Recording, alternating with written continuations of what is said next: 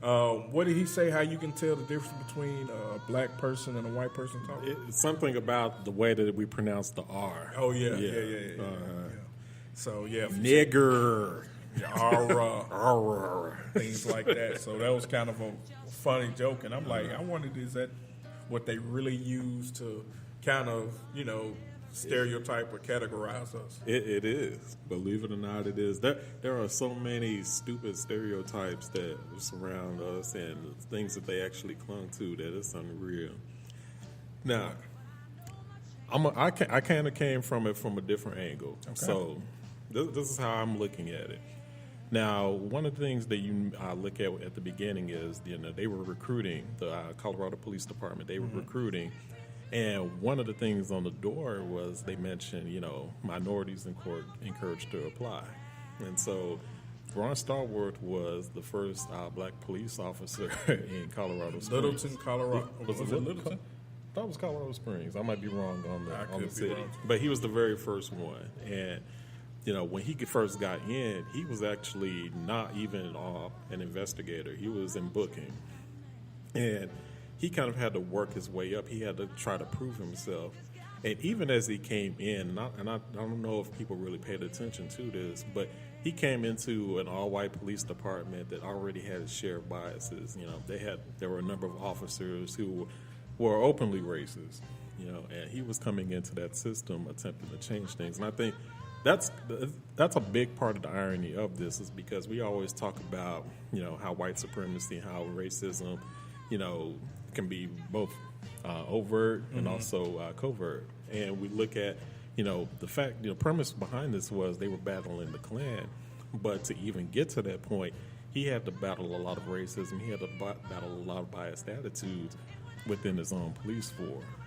And the way Spike Lee framed this movie, and I don't want to be disrespectful to Spike Lee, but I think in some ways he may have missed the opportunity to fully address, a lot of that systemic racism that occurs in law enforcement, because there was so much emphasis placed on beating the Klan. And truth be told, if you study history, you learn about them, you learn what these people are about. The Klan is a clown show.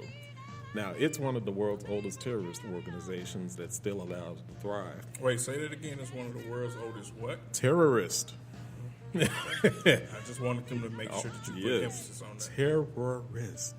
And the thing is, that organization is still allowed to thrive, mainly because they're filled with clowns who really couldn't organize anything today.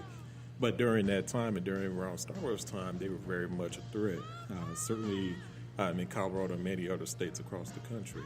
So it was almost a kind of a double-edged sword, but the way that this was presented, despite the fact that racism existed not only on law enforcement side, but also with these terrorist groups, I don't even know if Ron Starworth had the opportunity to win, but the way that the movie was presented, it made it seem like everything was all good. And, by the end of the movie, we got to a point where it's like, oh, okay, the police are the good guys. But there's a couple of scenes in there I wanted to talk about, with relation to the police. One, we talked about how hard it was for him to actually jump in and earn the respect of his people. His captain, I think it was his chief. His chief didn't want to give him that opportunity. It's something that he had to jump in all the way through. Yeah, they put him they start him off in the fire room. Yep. And then, and it's funny because, towards the end of the film, there were instances where, I'll give you one example. At the very end of the movie, he was actually trying to chase down that woman. I think it was the Klan leader's wife. Oh, she was hilarious in that movie. Yes. And, she yelled for the police.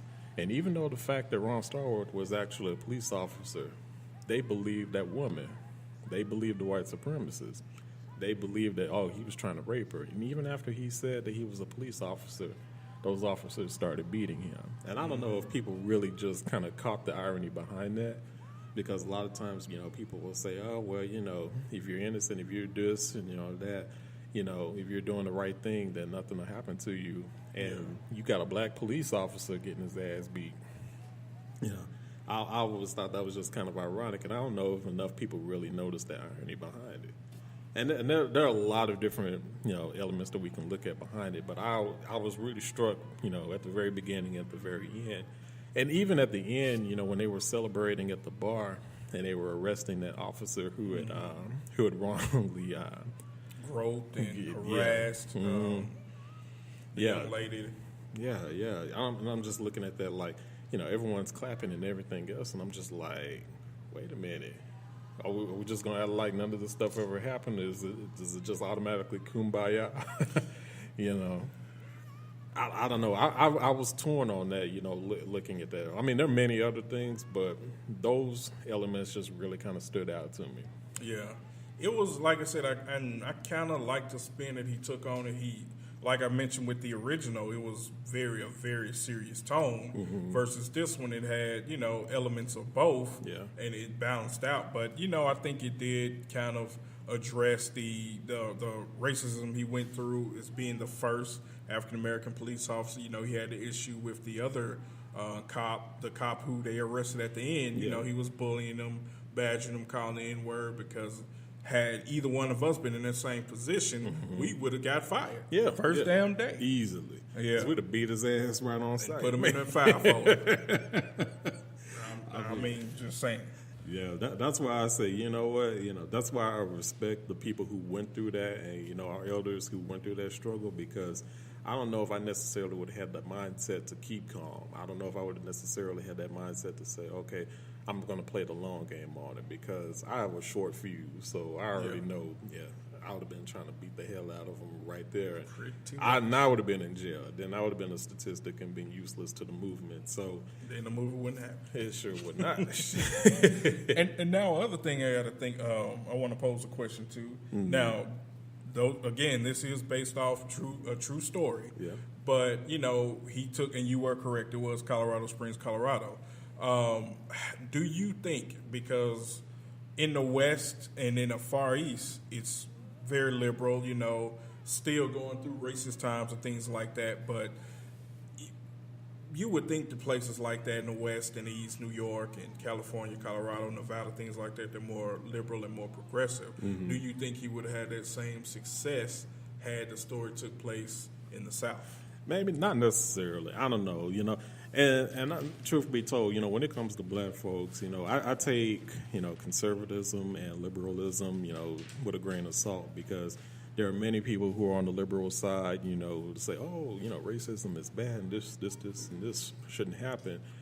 But at the same time, they are either silent supporters or otherwise distant when it comes to civil rights and equality for everyone, even though they claim to be liberal. And with conservatives, many conservatives will just outright tell you, I don't necessarily care about that. It's every man for himself, and whatever happens, happens. Right. So, for us, and that's why I kind of look at it, even in the political spectrum. Yes, I know that, black folks typically support Democrats, for the most part. But if you look at it and you look at history, not just in Colorado Springs, but really anywhere, a lot of times, people will support. There was a point, and actually it's very funny because I told Elle this, especially with white women. Let's talk about that. Let me back up a little bit. If you notice in that movie, a lot of those supporters and a lot of those folks who were just egging on the Klan, those were their wives, their daughters, their friends. A lot of white women supported it. A lot of white women who may otherwise, portray themselves to be liberal, many other things, but for whatever reason, they supported white supremacy because it was a matter of convenience for them. And that was the saying one time that I told her, and I said, white women are white before they are women, but many times black women are women before they're black. Wow. So, I kind of looked at it from that standpoint, because if you look at it and you look at how, let's take the lady of that white supremacist who accused Stallworth of actually raping her.